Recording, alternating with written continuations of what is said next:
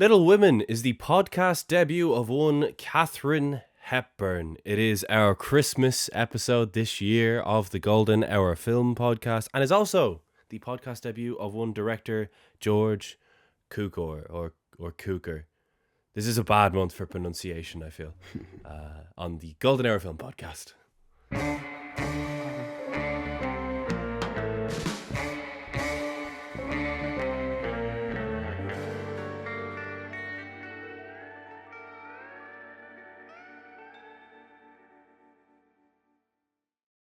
Hello everybody, welcome back to the Golden Hour Film Podcast. My name is Harry Bailey. I am joined by my co-host, not guest host, on this fine Christmas edition of the Golden Hour Film Podcast, Shane Mulvaney. Shane, I will of course ask how you are, but I would also like to make a callback, because we can do that now that we have so many episodes on the podcast.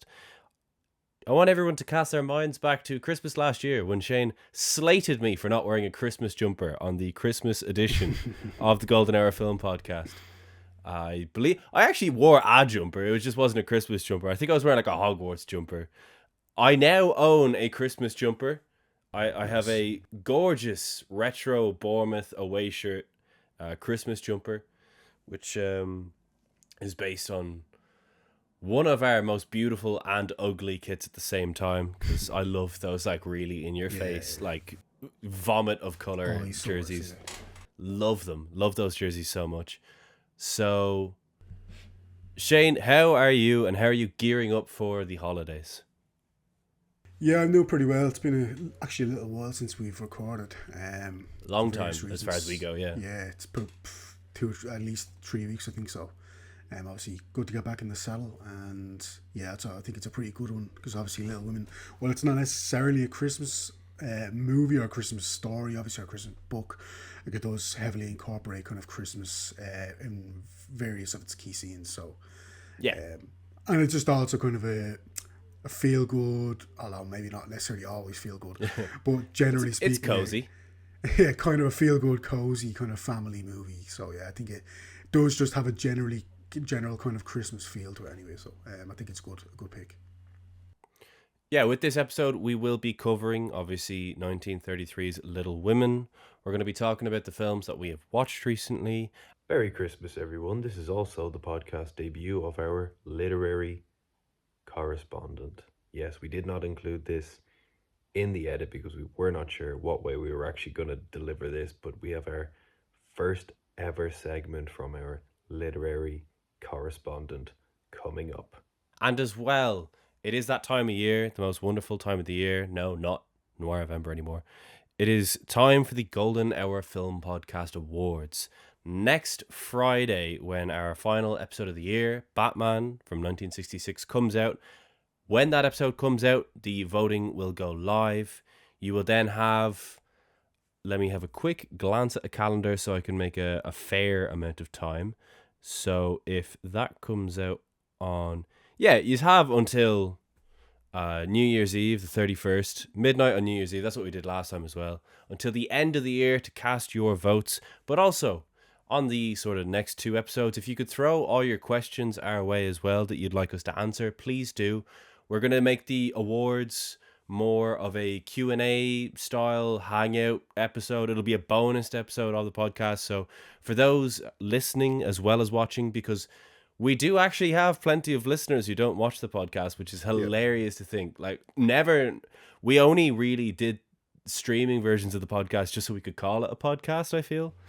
Just to kind of legitimize ourselves. We didn't actually think that we'd have listeners, but here we are. So yes, the listeners can listen to the awards this year. I will double check that the sound effects and music and stuff that I used for last year's awards is copyright free. If it is, I'll throw that up as well as a bonus episode for the listeners. If not, you're just gonna have to go and watch the video, and then I will ensure that we use copyright free sound effects music for this year. But we'll probably talk a bit more about the awards in next week's episode, because it is the final one of the year. We'll talk about some of our favorite episodes and things that we think might win awards next week. But in the meantime, we have some pretty hefty debuts on the podcast. Before we get into that, can I just make a slight suggestion? I think last year the reason we opened the voting after all of the year's episodes were up was because The Apartment, which actually did end up winning some fairly significant awards, was our Yes. last episode of the year. Whereas, in all fairness, as fun as the movie is, I'm not necessarily sure Batman is going to win. Batman 1966, that is going to win a ton of awards or be nominated. So maybe we should open the voting as and when this episode drops, potentially. Will we open it now? Yeah, let's open it now, I think. Okay. The Gives lines people are open. an extra week Yeah, yeah, yeah. to vote as well. So Fair enough. Okay, we will open it now. But you all have to watch Batman yeah, 66 yeah, too. You all have to watch that too. Make sure as well when you are voting on your favorite episode to really cast your mind back, because I feel like favorite episode last year recency was just bias. like Yeah. everything was recency bias. So really think hard, because I genuinely think if I personally, and we'll talk about this more next week, if I personally was to think of my favorite episodes of the year, it's pretty scattered across the year Yeah, as I to like agree. what my favorites are. But yeah, we'll talk more awardy stuff next week. But yes, okay. As Anton Deck would say, even though this doesn't actually technically apply, the phone lines are now open. Yeah. In the meantime, Little Women. Shane, what did you know about 1933 Little Women, to be specific? Well, I knew that Katharine Hepburn was obviously in it as Jo, who's obviously the main character of the book, and in many ways is like kind of the stand-in for Louisa May Alcott in a lot of ways. Like she is kind Yeah. of, if not exactly a one-to-one, like 100%, she's not necessarily meant to be exactly Louisa May Alcott, but she definitely takes on a lot of her kind of her own character traits and personality and stuff. So yeah, obviously Katharine Hepburn, massive movie star, 4 Oscars, legend of Hollywood, legend of the film business, and this was like a fairly early role of hers that she would be able to show off her brilliance. Um, and obviously based, like we said, on the Louisa May Alcott novel of the same name. So yeah, it was a fairly big deal. I think it wasn't the first adaptation, but it was the first sound adaptation. There were a Yeah, it couple was the of third adaptation in yeah, total. There there was were a couple of songs. 1917 and 1918 Yeah, editions, and then we got this one. yeah. So it's the first sound adaptation, Yeah. and yeah, as we know, there have also been plenty more since, including obviously, I'm sure the one that probably most people will have watched is Greta Gerwig's from a few years ago, which is incredible. I think it's absolutely amazing, that movie. But yeah, it's interesting to watch this and kind of compare it to that because I love that Gerwig adaptation so much. Yeah, I also love it. Have you seen the Winona Ryder one? No, I've not. That's the only Uh, one previous to this was the Gerwig one that I'd seen. Yeah, yeah, that feels like a blind side or a blind spot then, yeah, because I feel like one of us probably should have seen that, because I know a lot of people love that one yeah, too. yeah. That being said, I am also in camp. Greta Gerwig's one is amazing. Yeah, I it's love class. Greta Gerwig's one. I couldn't help but compare them, and we will talk about that more when we get into spoilers. George Cukor's debut on the podcast. Please don't roast me if that's not how you pronounce it. Is it Cukor, do you think? I think it's Cukor. Well, that's the way I would pronounce it, but yeah, I'm not 100% sure. Yeah, how to okay. pronounce it. I'll switch it up and say Cukor. Why not? Yeah, George Cukor. He's a guy who has a litany of films that you would associate yeah, with the golden age of Hollywood. You've got Philadelphia Story, Holiday, Adam's Rib. You've got the Judy Garland, A Star is Born. And you've got a certain film noir by the name of Gaslight, which is a savage film. He is a pretty major director. Also worth noting, this film broke copious box office records at the time, and a certain uncredited David O. Selznick was massive in pushing for this to be made. Studios were saying no, no one wants to see book adaptations of history and the war and the American Civil War, to be specific. So David O. Selznick, in a even bigger FU, would then, give us Gone with the Wind, which also broke a few awards not that long later, 6 years later. But in the meantime, he is uncredited. Marion C. Cooper is the credited producer of this film. And I reckon, Shane, if you want to give us a spoiler-free review of One Little Women. Yeah, I think this film pretty much is carried, I would say, by Katharine Hepburn. I think I don't the think Greta that's Gerwig got it. I don't think that's a wild thing to say at all. Actually, No, I don't believe it. Yeah, I don't believe so. I do actually like. I like all four of the sister performances, and actually Douglas. I think it's Douglas Montgomery. Yeah, as Laurie. Initially, he's kind of a bit of a blank kind of slate at the yeah, start he for a grew on me. while. Yeah, He definitely grows into it towards the end. Yeah, so good for him. He definitely kind of grows into it, like I said, more. But yeah, I think it's Katharine Hepburn's movie. I think that obviously Joe is the lead character, and in a way, while Gerwig's adaptation was packed out a little bit more with with I'm gonna say side quests for the sake, for, you know what I mean, for hmm to use that kind of dumb phrase maybe, but obviously maybe the Florence Pugh, I think Emma Watson, and the other one. I can't remember who was it. It's Eliza Scanlon. That's it. So their yes, characters all get a bit more to do in that movie, whereas I think this is like easily at least 70%. Jo is in the scenes and she's driving the narrative and she's driving the plot, and so yeah, it's obviously kind of lives and dies the success of this movie by Katharine Hepburn's performance, but luckily she rises to it, and not luckily because she's obviously a fantastic actress. But yeah, I think for that reason alone, this is like any success that this movie has, I think is very large part down to Katharine Hepburn, and yeah, I think she's really really good as Jo. yeah. I think she's head and shoulders above everything else in this film. Yeah, I think the set design's very good.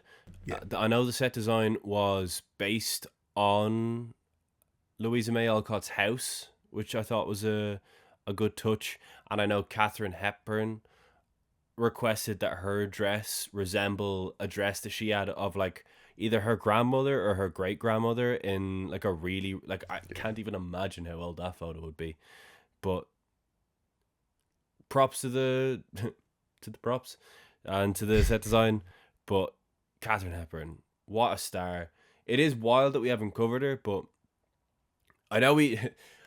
Shout out to Aaron, by the way, who listens to the podcast, who I saw as of recording last week and was like, "Are you going to cover Night of the Hunter?" We will cover Night of the Hunter. I know we always talk about covering Night of the Hunter. yeah. We have we have definite plans to cover more Katharine Hepburn, like Yeah. actual concrete plans to cover Katharine Hepburn way more next year. We will cover Night of the Hunter, though. I feel like we're just going to talk about it every week until we cover it. But I personally, if I could give one semi spoiler, it's not very spoilery actually at all. It's more so about the film. I like Joan Bennett as an actress. I Yeah. had seen a couple of her films literally last month in Scarlet Street and The Woman in the Window. I thought she was very good in both, to be honest. I quite liked her in both films. I would have liked to have seen more of Amy. I know you kind of called it a bit of a side quest, but I think it was kind of crucial to the Greta Gerwig film, Yeah, the definitely. relationship between Amy and Laurie, and how that kind of grew when she went away with Aunt March. That is pretty much non-existent in this film. We get Laurie hinting at that, and then a whole period of time passes where we're pretty much just covering either Joe or Beth, and then they're like together, and that's it. And I just felt like if there was one thing that was missing from this film, that I think I would have taken more from the film as a result of it being there, it is more of the Amy and um Laurie romance when she goes abroad, because I do think that's like quite integral. And as you said, Douglas Montgomery is quite good in this film. I feel like him and Joan Bennett would have had good chemistry had they really kind of like gone into those scenes. So I think it would have been genuinely good. But of the film that we have as well, worth noting that the film is like just under 2 hours. So like it's not the shortest film we've ever covered. It's not the longest, don't get me wrong, but it's not the shortest film we've ever covered.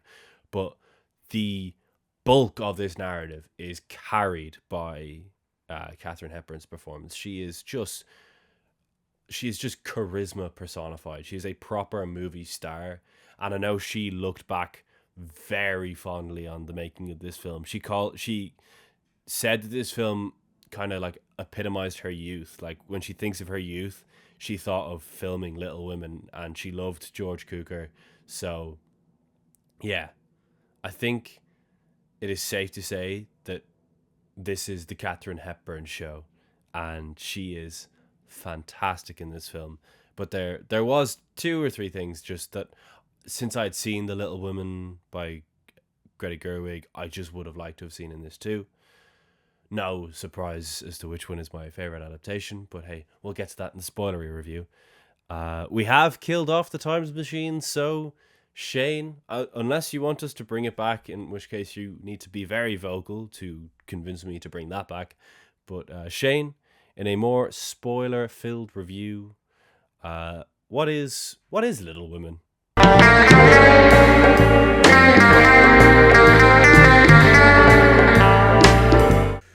Yeah, so Little Women is the story of the March sisters, Joe, Amy, Beth, and Emma Watson. Meg. Yeah, Emma Watson, Meg. And yeah, it's basically set during the American Civil War. Their father's off fighting in the war. And they're at home with their mother. They're kind of fairly well off. Like they're not as poorly off. They're not like in a, as dire a situation as maybe other people in their Yeah, town. yeah. I feel like they're like semi.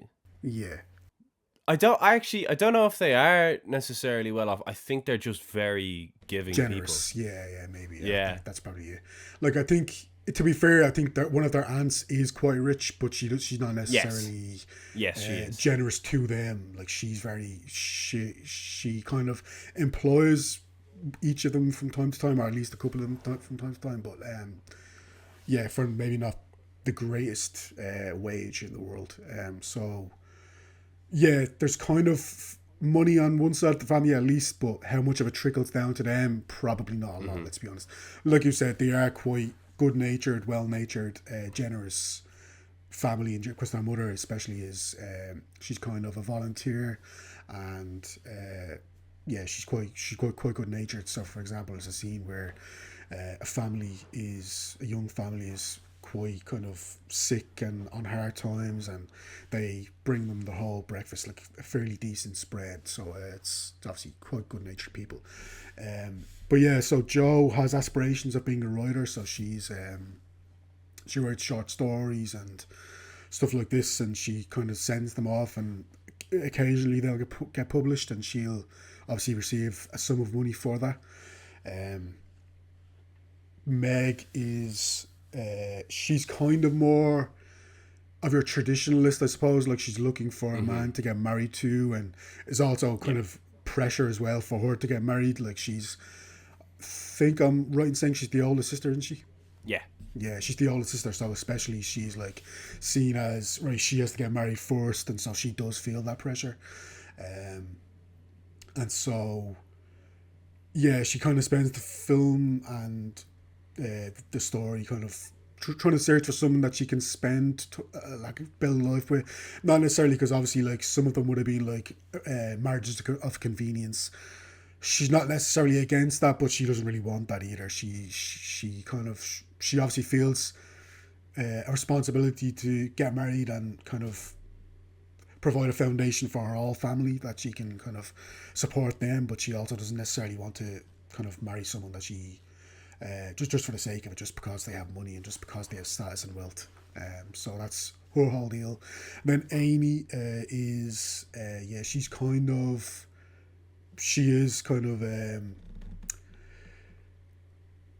how to describe Amy? I think Amy's probably the most interesting character in a lot of ways, because she's Yeah. kind of you try and describe Amy. How would you describe Amy? I would describe Amy as. It's funny because Amy and Joe, even though they're so different, are very similar. Yeah, They're both very absolutely. headstrong, and they're Yeah, both very stuck in their own ways. Joe is like so creative and a free spirit and doesn't conform to anything, whereas Amy also doesn't necessarily like conform because she wants to do things her own way, but she's definitely more stereotypically like societal Yeah. ladylike than Joe, and she definitely has a better she has a better relationship with Aunt March, but I don't know if this film necessarily does an amazing job Yeah, I of agree with that. Yeah, highlighting that. I don't depicting think it, that. Yeah. I don't know if it really highlights that relationship particularly well. I only know that because of I've seen the Greta Gerwig one, but I think Amy is just a very difficult character to describe. She is, like, she knows what she wants, and she doesn't care if people. It's just kind of similar. I could be describing Joe, like you said, at the same time here, but yeah, I think Yeah. they are both. They're not going to be swayed necessarily by what's expected of them in the way that, for example, Meg is. Like, Meg is kind of, Hmm. she does feel that pressure and responsibility to get settled down and get married and support the family as well. So, and then the other sister, Beth, she's a very talented pianist. So Yeah.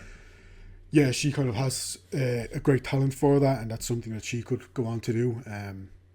But obviously, yeah, things don't work out too well for her, unfortunately. Without spoiling anything, like, it's a 200-year-old novel nearly, so I don't think it's, I'm sure everyone Yeah. watching this has seen at least one adaptation. But yeah, poor Beth maybe draws the short straws where out of all these sisters. Yeah, she's probably the most kind-hearted Yeah, sister. She definitely takes from her mother that way. She's very shy. She isn't massive into the social interactions, but their rather wealthy neighbor, wait, it was also Laurie.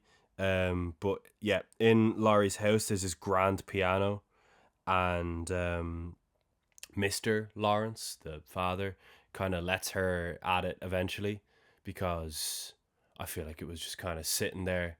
And as soon as she starts playing it, it kind of brings life back into the piano, which kind of brings life back into Mr. Lawrence. So they strike up a very nice bond. Uh, yeah, as you said, she gets quite unwell. This is after they go to the house at Christmas. They give their Christmas dinner away to a poorly family, and then not long later, Beth picks up some sort of illness that, Scarlet Fever, I think. yeah, scarlet fever, that just kind of renders her in a horrible L state for the rest of the film.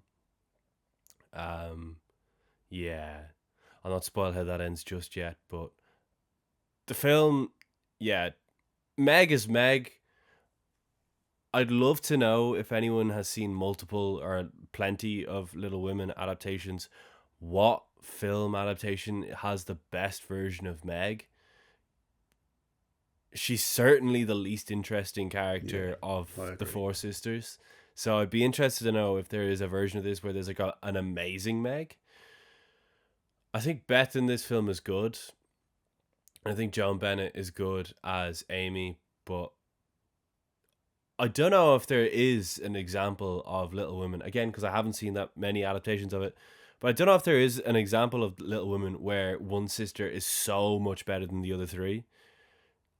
Katharine Hepburn from The Off, when Yeah, she's meant to be cleaning her auntie's house, so she slides down the banister to dust it with her dress, or at the play that she wrote, she just hams it up so much you'd swear she's opposite Cary Grant or something.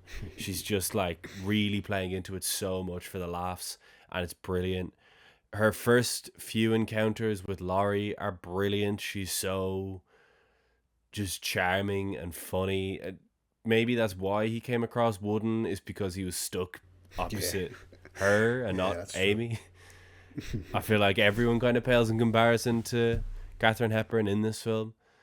She is just so amazing in this film. Early on, it's like obvious where this film is going. But my question for the people watching and listening is there a Little Women film where there is a more obvious best performance from one of the sisters than this? Because to me, yeah, this is, I've said it, I don't know how many times that this is the Katharine Hepburn show. This film is Katharine Hepburn having a whale of a time, putting in a fantastic performance, and just blowing everyone else out of the water. Everyone else is fine, but Yeah. she is excellent as Joe. And I will also say then, by the time we get Professor Bayer in, who's like a kind of a publisher who and a writer who kind of helps Jo along with her writing and gives her advice and stuff, and so he's obviously taken by her work and by her talents, and then he slowly starts to fall for her, and then because it's like set in the mid 19th century and kind of maybe this was what was expected of Louisa May Alcott in terms of the writing, but Jo kind of, while she spends the whole film kind of rejecting this idea that she needs to conform to these expectations, she does eventually also fall for Professor Bear. I think that, I will say that I think that whole relationship is pulled off a lot better in the Gerwig adaptation. I think in this it's fine. Like, I definitely see what he sees in her, but I, like, I didn't necessarily buy that she fell for him. So yeah, that's maybe he's just a bit blander. I think he's just slightly blander in this adaptation. Professor Bear, it's fine. Like, it is what it is. It's still Katharine Hepburn's movie, and she runs away with it. And it definitely didn't like massively sully my enjoyment of the film. But yeah, I don't think it works quite as well. That whole ending kind of dynamic as Yeah. in the Gerwig adaptation. Yeah, I did kind of realize with maybe 45 minutes left of this film, maybe that's being harsh, maybe 35 minutes left of this film, that I would just much rather be watching the Greta Yeah, Gerwig version. yeah, I agree. That being said, about halfway into this film, there is one bit of editing that I just thought was, I'm not going to say unintentionally hilarious, but it's just like crazy how dark it is for this film, where they come in to see Beth, who says she isn't feeling very well, obviously. But after a while, she looks better, and she says, "I'm feeling better already." And then the next cut is to a doctor at her bed, and it looks like he's about to pronounce her dead. It is a crazy cut that is obviously meant to like shock audiences. But I was like, "Whoa, George, that is there's you just slammed on the brakes there. Absolutely no warning, just slammed on the brakes. You're not feeling better already." Crazy edit, really effective though, really brought me back in. Thought it was a very, very good touch. But yeah, I agree. I feel like the final act of this isn't the strongest. I also agree that the relationship between Joe and the publisher is amazing. Also, what's his name in the Gerwig one? He's a good actor. I'm actually annoyed at James myself for Norton, not is it? Or remembering. Yes, who? James. That Yeah, is James Norton. exactly, yeah, James Norton, who plays Brooke. Yeah. Yes. How did you know I was going to say that? You said good actor, so I didn't. I figured you know who Timothy Chalamet is, and I figured it was either Yeah. him or Chris Cooper who plays Mr. Lawrence. So took a 50-50 shot and got it right. Wow. Like Brooke is low in the pecking order of this Yeah. film, but yes, I actually was talking about James Norton. Brooke in this film, again, as you said, like you can see why you can see what he sees in Joe. I can see why Joe doesn't like Brooke in this film. He's Yeah. nothing. Just a nothing guy. Nothing, no substance to that man. Oh, he has a smile and he's probably quite polite. Yeah. No, don't settle for that. Settle for more than that, actually. Yeah, I back Joe in everything that she does in this film, because yeah, Brooke in this film as well. I think James Norton is like suitably boring in that film. Yeah. He's not meant to be the most out Charismatic there guy. character. Yeah. He's just meant to be like a nice bloke Yeah. who Meg settles for. And I think James Norton actually does a good job of that in the Greta Gerwig version. I think in this version, he's just a bloke. He's just a guy. He may as well be an extra. Like Meg may as well have married an extra in this film, because Brooke in this film, total non-character. Yeah, I I can't say I will ever remember. I can't even remember his face. But No, I actually can't either. Now you yeah, mention it, yeah, I can't. yeah, I can't. I actually don't remember what Brooke even looked like. I think he had slicked back hair, but like, who didn't? Yeah. um, yeah. Look, I feel like we're coming to a obvious conclusion here. So I might, I might wrap up the spoilery review, uh, well, without us like actually getting into our own proper thoughts, by just saying I think we can both agree that we both prefer the Greta Gerwig version. And if you are looking for a version of this film to watch at Christmas and you're thinking between those two, I would recommend Greta Gerwig. That being said, Katharine Hepburn is fantastic in this film. Yeah, if you're a fan of Katharine Hepburn, Yes. this is definitely something you should check out because Yeah. it's pretty much a tour de force performance from her. Like she really carries the film and then some. Which isn't to say that anything else is terrible, but I'd say it's the only it's the only strong feeling or the strong element that I felt coming out of this film was, well, Katharine Hepburn was great in that. And I didn't really have a strong opinion either way about anything else that was in the movie, to be honest. So, yeah. And now, before we let you know what we really think of this film and give our star ratings, because they are so crucial to film coverage, and our, breakdown of the film, our succinct, proper breakdown of the film, I think it is time that we bring someone onto the podcast. It is our Golden Hour Film Podcast literary correspondent, is what I'm going to call him. A podcast Nice. debut for one Evan Murphy. So, Evan, welcome to the podcast. Thanks, guys. So, when considering Little Women as a literary adaptation, the 1933 film is actually doing something very faithful yet quite selective at the same time. Louisa May Alcott's novel was published in two parts, in 1868 and in 1869, and it draws heavily on Alcott's own life growing up in Concord, Massachusetts. It's a book deeply shaped by its historical and geographical context, that of post-Civil War America. It's steeped in Protestant moral teachings, but also influenced by transcendentalist ideas through figures like Ralph Waldo Emerson and, of course, Alcott's own father, Amos Bronson Alcott. That combination, moral discipline alongside self-reliance and inward growth, underlies the whole novel. One thing the 1933 film does beautifully and probably most successfully is capture the warmth of the book. The March household feels genuinely loving and emotionally safe. There's a coziness to the film that mirrors Alcott's tone. The sense that this is a family where affection is expressed openly, where even conflict happens within a framework of deep care.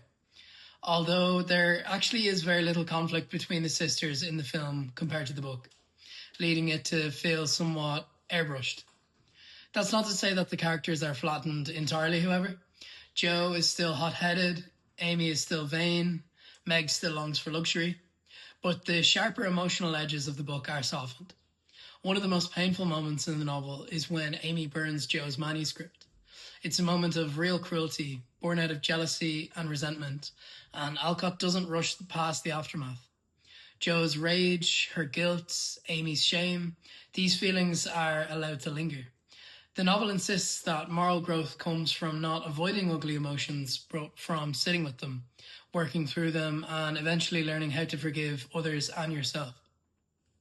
The 1933 film gestures towards this moral arc, but it rarely dwells in discomfort.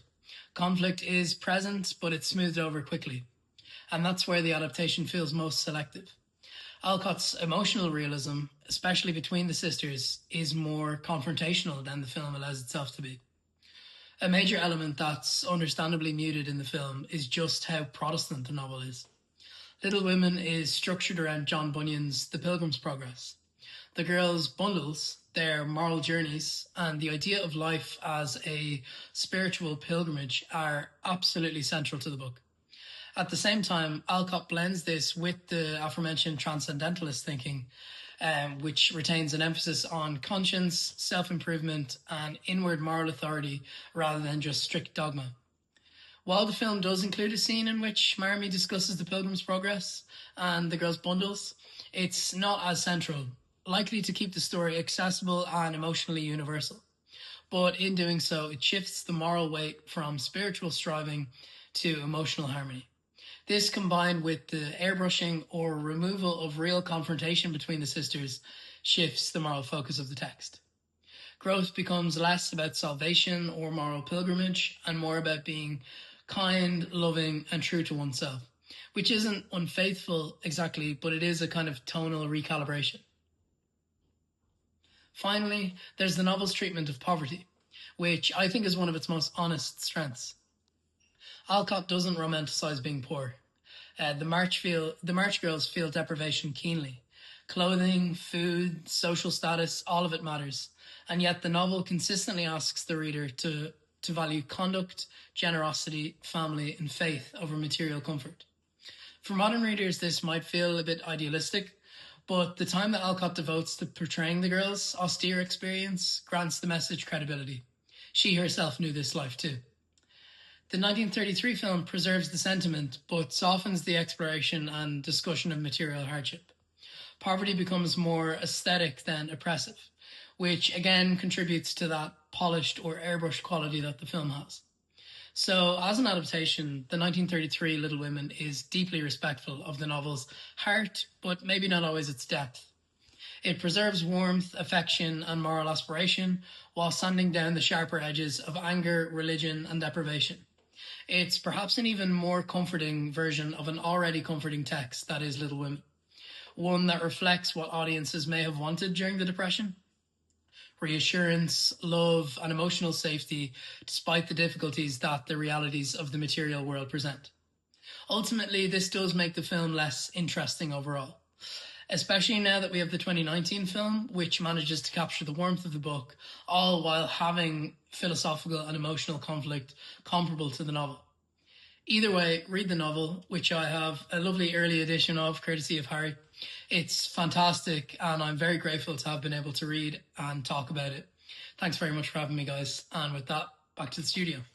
Shane, right, it is time, I think, for your review, your rating, your crucial rating. What do you think of Little Women 1933?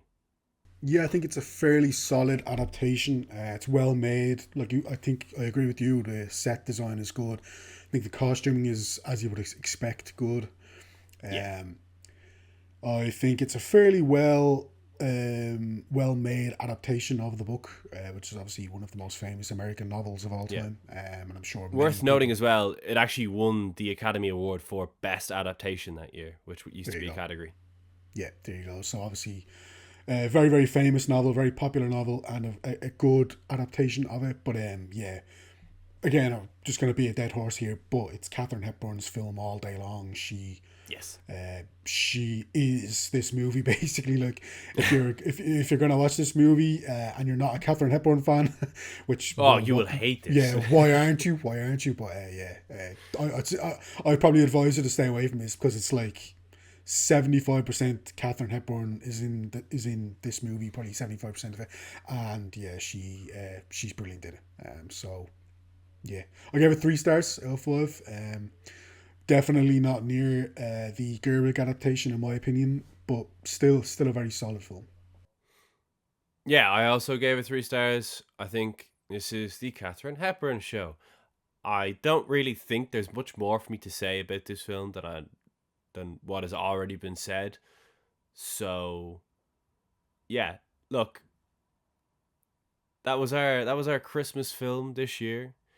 We have obviously got plenty of classic Christmas films that we haven't covered yet. So if you really want to think about what you want next Christmas, do let us know what you'd like next Christmas episode to be. Obviously, you've got, Scrooge, The Shop Around the Corner. You go real rogue and go like Blast to Silence, Holiday Affair. There's a list. Literally, I did a list of 12 classic Christmas films everyone should see. Go watch that video. But I think as far as our review of Little Women 1933, I feel like we got to a point where we were beating a dead horse. So I think it's time we switch things up and talk about every other movie that we have watched recently. So Shane.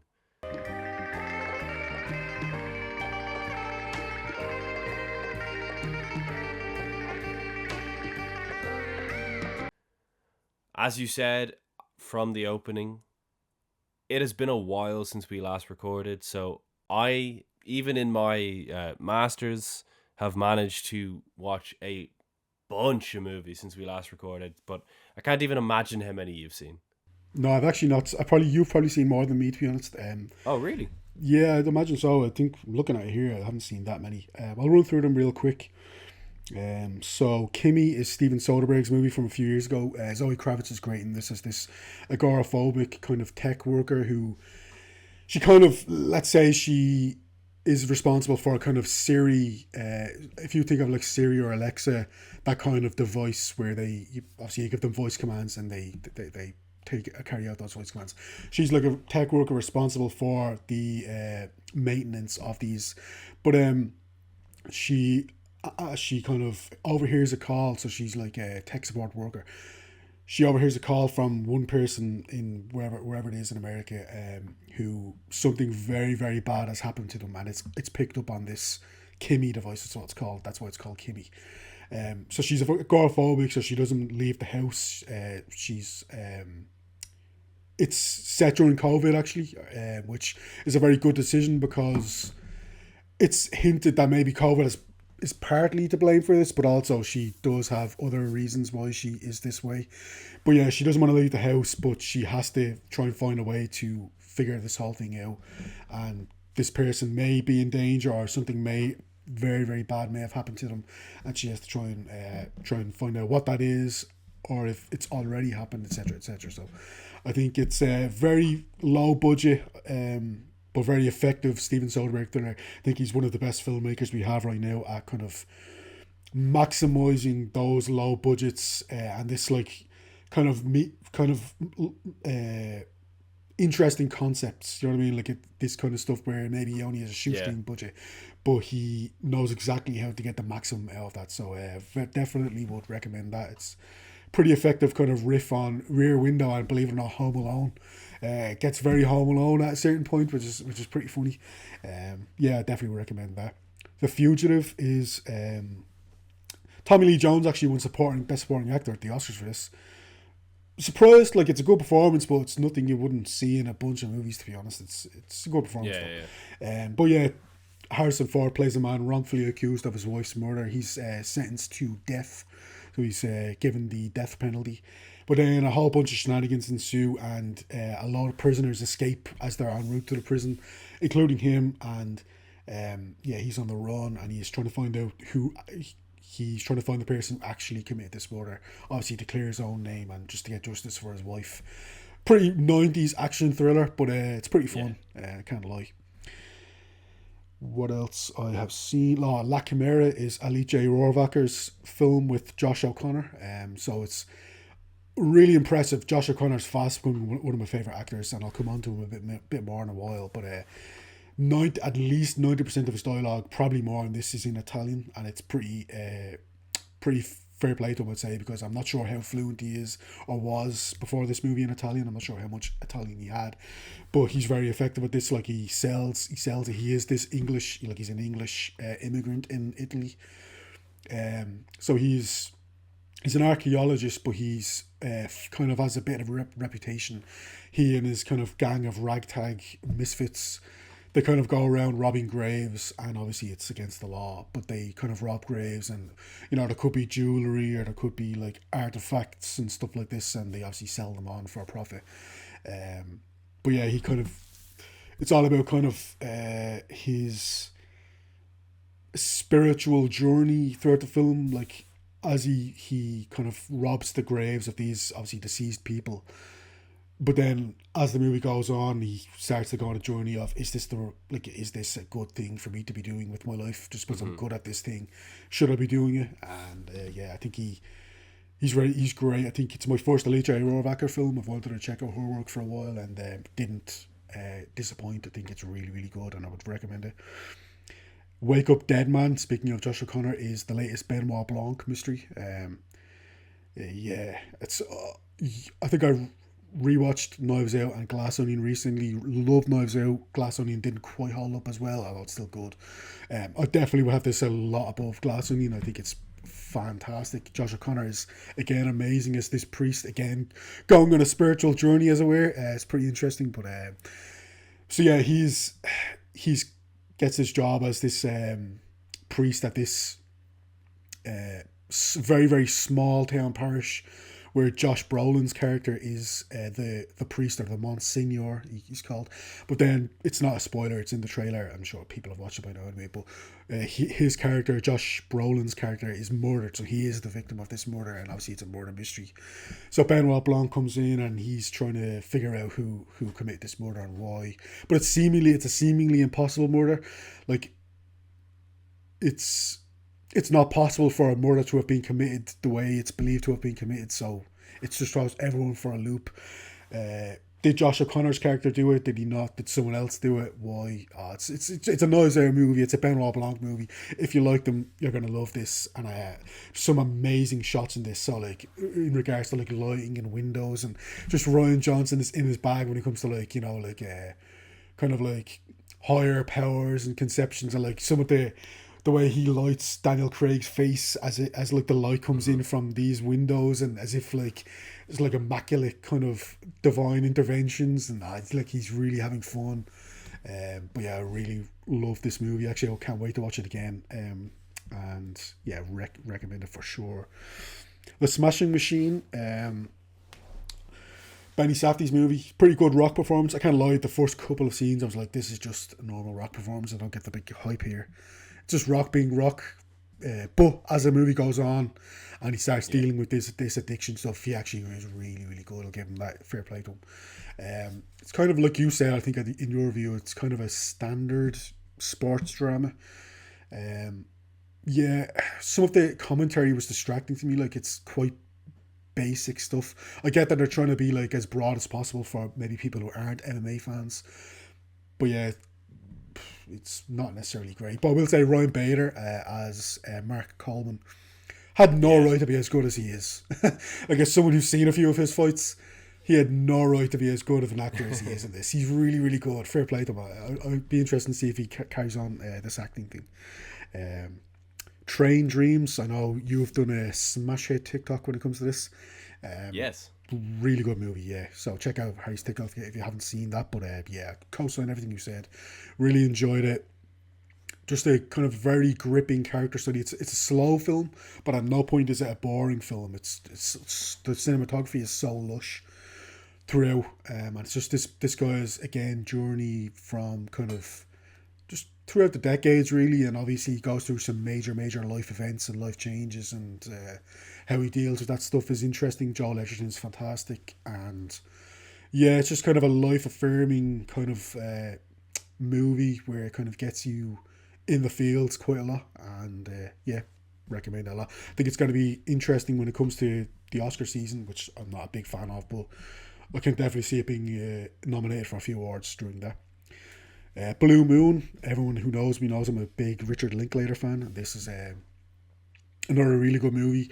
I knew nothing about Lawrence Hart, who's like this real life obviously lyricist and composer. Well, he's not a composer. Andrew Scott's character is a composer, but he's one half of this hugely famous kind of musical team, and he's the lyricist. And this movie was actually shot in Dublin, which is great. It's pretty fun. But Ethan Hawke, who again, his collaborations with Ethan Hawke down the years, with Richard Linklater down the years, have been absolutely iconic. You think of the Before trilogy, think of Boyhood, you think of what else am I forgetting? There's at least a couple in there that I'm forgetting as well. Just iconic. One of the best actor director collaborations. Actually, he is a writer. He wrote a few of the Before films, obviously, and but yeah, so one of the best kind of collaborations in modern American cinema, in my opinion. But he's fantastic in this movie. The film opens with two quotes, right? So real life quotes of people who knew the real Lawrence Hart. One of them is he was this larger than life, joyful person, could brighten up any room he was in, that kind of thing. And another person said he was the saddest man I ever knew. And by the end of this movie, you can see exactly why both of those quotes are true. Like, he was a man of, he contains multitudes, as it were, to quote Hamlet. But yeah, like he he's a man of very polarizing kind of opinions. Like some people absolutely don't like him at all. Some people adore him. He's he's a very sad. He is a very sad character, but he's also very energetic and full of life and full of love. And it's pretty interesting because he's going through a pretty interesting event in this movie where his long-term collaborator has this massively famous musical Oklahoma coming out, which he wasn't a part of, and obviously he knows kind of that his career is kind of on the downturn, is aware, and I won't spoil too much what happens, but yeah, he just sells it so well. Ethan Hawke, fantastic performance and a really good movie. What else have I seen? I have seen Jay Kelly, which is Hollywood's latest attempt at a kind of depicting itself, glamorizing itself. So it's Noah Baumbach. I have really enjoyed the Noah Baumbach films I've seen. This is fine. Jay Kelly, so it's George Clooney kind of doing a pastiche of his own persona, where like everyone says George Clooney, one of the last movie stars, obviously. Plays himself, let's say, a lot. You know what I mean? He draws on his own charisma quite a lot, which is not a knock. Like plenty of actors have done it down the years, and he's a really good actor when he wants to. Just look at Michael Clayton; he's fantastic in that. So he can act when he wants to. I think it's mildly successful at what it's trying to do. It didn't fully work for me, but it's fine. If you're an Noah Baumbach fan, you'll probably like it. I will say Adam Sandler is by far the best thing about this movie for me. I think he is fantastic. Again, probably someone who puts in the same performance quite a lot in his career, but when he wants to put in a great performance, he really can, as we've seen in like Uncut Gems and Punch Drunk Love. And this is I think this is probably his most low key performance I've seen. Like he's not trying to be large, like broad and large and steal the scene. Like he's really, his character is the manager of Jay Kelly, who's like, he's kind of downtrodden, and Jay Kelly is just kind of he's used to Jay just walking all over him, and like he's at his beck and call and stuff, and you can tell that he's kind of sells that kind of weariness quite well, Sandler. I think it's a really good performance from him especially, but it's a good movie and I would recommend it. Sinners, I did rewatch Sinners, absolute masterpiece. My second favourite movie of the year in 2025. We are recording a couple of weeks out before the end, so I think Marty Supreme hasn't been released over here yet. Yeah. Avatar, Fire and Ash, I wouldn't expect that to kind of break into my top three, but that hasn't been released yet, obviously, so I might adore that, who knows. Haven't seen some of the foreign language films, they haven't been released over here in Ireland yet. I think actually It Was Just an Accident, I want to see that. Haven't managed to get to that yet, but a lot of the films like Hamnet, for example, haven't been released. They're not released in Ireland until January, so we're not going to get to see some of them maybe before other people will. So, but yeah, Sinners for me, second favorite movie of the year.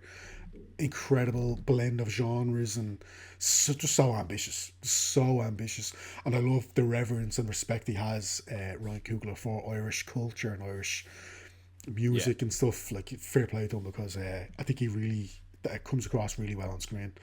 And then obviously in last but not least, in advance of next week's episode, I had not seen Batman Mask of the Phantasm before, so I wanted to check that off the box. Oh yeah.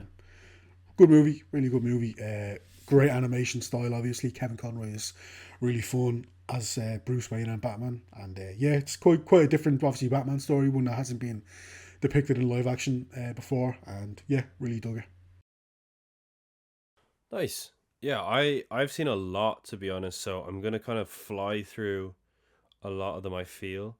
I watched Poor Things for the first time. Thought that was absolutely amazing. Love Yorgos, and Bella Baxter is genuinely one of my favorite Class. characters of that year. She is fantastic. I saw the 1946 The Postman Always Rings Twice, which I was surprised that there is no postman in that movie. That being said, the reason that it is called that is still explained and is pretty good. It yeah, I don't know if the director was maybe the right choice. I think if like everything was the same with this film, but Otto Preminger directed it, I think it could be an amazing film noir. I think it's very good, but I just felt the direction. I don't know if he knew where he was going half the time. It just kind of, it doesn't seem to have like a clear vision, is what I'd say. I then went on a bit of a Tim Burton run. I watched because I watched Vincent, his short film, not that long ago, and just seeing him when he was inspired is incredible. I watched Edward Scissorhands, unbelievable movie, one of my favorite Burton films. Danny Elfman's score is amazing. Winona Ryder is amazing. Johnny Depp is amazing. Just gorgeous film. I then watched Ida Lupino's The Hitchhiker, which I Nice. think is a totally serviceable film noir. I enjoyed it. If you like film noir, I would recommend it. I then watched Corpse Bride. Again, amazing Tim Burton film. Love Corpse Bride. Some of the songs are very funny. I love that there's a bug in this who is clearly meant to be Peter Lorre. Just so funny to me. Like the voice, the eyes, the teeth. It is Peter Lorre. I then watched the 1984 short film Frankenweenie from Tim Burton, which it is very charming. I think it's the kind of horror short that you could probably stick on for kids, and they'd maybe be mildly scared but very entertained. A lot of heart in there. I liked it a lot. I watched Sleepy Hollow from one Tim Burton. To be honest, the sort of murder mystery, the mystery itself, I didn't really care about. I was just bet into the vibes. The cinematography, the score, the Headless Horseman as a character, Johnny Depp, and Christina Ricci. Really, or Ricky or Richie? Um, Good question. Good old Rich, Christina. Richie, I think. um, yeah, I'll say Richie. The death scenes, it's like it's not a black and white film. It's just a very pale film, I would say. But there's scenes where there's blood, and it's so bright red that it's very visually striking. Yeah, as I said, the mystery itself isn't actually great, but I didn't care. I was just really enjoying what I was watching. I watched Guillermo del Toro's Frankenstein. I liked it. I think Jacob Elordi is definitely the best part of the film. I like Oscar Isaac in it. I don't think I yeah. I appreciate that they went with the route of Frankenstein that talks. That kind of Yeah. separates it a bit. And the first half of the film, the Oscar Isaac half of the film, is solid. But the Jacob Elordi half of the film is like really good. I really like it, and everything on the ice I enjoyed, particularly at the very end. Really enjoyed that. Um, I then watched, as Shane mentioned, Train Dreams, which uh did quite well for me on TikTok. Let's just say that. I think we're sitting at 110,000 views on that now, which is wild to think. So yeah, check that out if you want to hear my review. No, I'm joking. Joel Edgerson's amazing. His character is amazing. Such a bizarre time in human history for someone to be like that age. Like he was young enough to experience not sleeping outdoors, but like effectively as a logger, like sleeping on trains as a child, no sort of fireplace, like obviously no heating, but no sort of fireplace or just like protection from the wild to then, end up being alive for the moon landing. Like that is Yeah. what an insane period of time to like be a person on Earth. And I think it's captured really, really, really well. I then watched Gaslight from George Cukor, which I think is really, really good. I already kind of wanted to watch it again as soon as I finished it. I think Charles Boyer is someone who I've not seen an awful lot of. He's really good in this. Ingrid Bergman is really good in this. Joseph Cotton's in this. He's Joseph Cotton in this film. He's normally amazing. He's just not that prominent in it, I think. And of course, it's got a young Angela Lansbury. What an insane sentence. Like just weird to think that there was a point in time where Angela Lansbury wasn't like in her 60s onwards, solving clues with a giant magnifying glass in her hand. Um, and yeah, she's actually quite good in this film as well. Very, very snarky character. I then watched a little old film by the name of Audition, which is a film that tops a lot of lists, whether it be like the scariest movies of all time or the controversial movies. Or I know when this first came to the UK, whoever was a very big, I think it was the BBC's film writer, actually reported the film to the police because he wanted to be sure that we'll say the third act, that the third act was definitely like movie magic and not actually what is shown on screen. It's funny. It's talked about as this. By the way, I think it's an incredible film, like an amazing thriller. But it's a film that gets talked about as like one of the craziest plot twists in movie history. Maybe it's just because I vaguely knew what the twist was, but I do feel like the twist gets alluded to quite a bit. I was expecting it to be like a real hard cutoff between what the film makes you think it's going to be and then where it goes. But there's definitely nods to the film going where it's going to go. So I wasn't totally caught off guard by where it did go. That being said, not to get into crazy spoilers for Audition, I think everyone should see that film. It is amazing. But it does go very visceral and very dark and very violent and very graphic. But yeah, I don't know. I feel like that was alluded to the whole. I could just tell that there was something off, shall we say? And then last but not least, I watched a certain film because coming to Christmas, Harry Potter, and the Philosopher's Stone. I Will Die on the Hill. That Rupert Grint was the best of the three as a child actor. As a child actor, I agree. Yeah, I agree. Yeah, as a child actor, I think he's definitely the best of the three. He is. I think the MVPs of this film for me are Robbie Coltrane and Rupert Grint. I think they're the two MVPs of this film. Love Ron in the first movie. He's so class. I love his face. But yeah, that's everything I've watched recently. Next week we are talking about one Batman with Adam West from 1966. This comes out. Does this come out just before Christmas? This is the 19th. Yes. The 26th is when so Stephen's Day in Ireland. That's what we call it here. But Stephen's Day is when Batman will come out. So enjoy your Christmas, everyone. To those who celebrate. Hello, everyone. Christmas Harry once again. Just thanking our literary correspondent Evan for that segment. Again, worth noting, we weren't sure what way we were going to edit it in, which is why we referenced it very little. So yes, if you guys want to see more of the literary correspondent Evan Murphy on the podcast, let us know in the comments below by sharing some support. Okay, back to the podcast.